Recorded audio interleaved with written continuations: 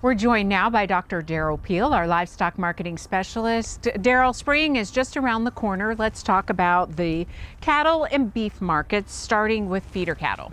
Feeder cattle markets, you know, we had a tough February, obviously, with the storm. We had a lot of auctions shut down for a couple of weeks. No volume or very low. We had like a 75% reduction in 2 weeks. So those cattle all showed up after that. Big volumes a week after. Now we're getting wheat pasture cattle coming in, so we're going to see additional big volumes.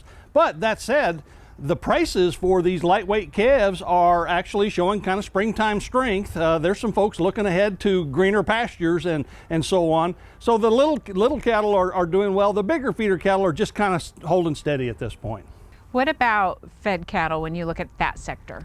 You know, the fed cattle market has really struggled so far this year. We should be looking at, kind of increasing through the first quarter to a peak at the end or of first quarter, beginning of the second quarter. We haven't been able to put together that rally in any sort of sustained way. It's been pretty sluggish for the last 4 to 5 weeks.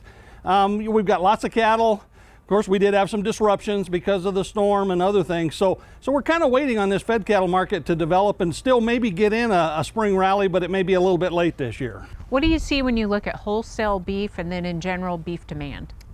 You know, we've had generally strong prices. Wholesale beef prices increased from the first of the year until about 2 weeks ago or a week and a half ago. They've peaked and come back down, but I don't really think that's an indication of sort of a loss of demand at this point. All of the indications are that beef demand is still quite strong.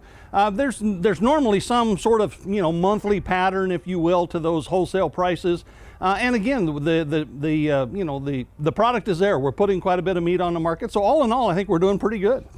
Spring is here almost, as we have talked about. What should we keep in mind for the months ahead?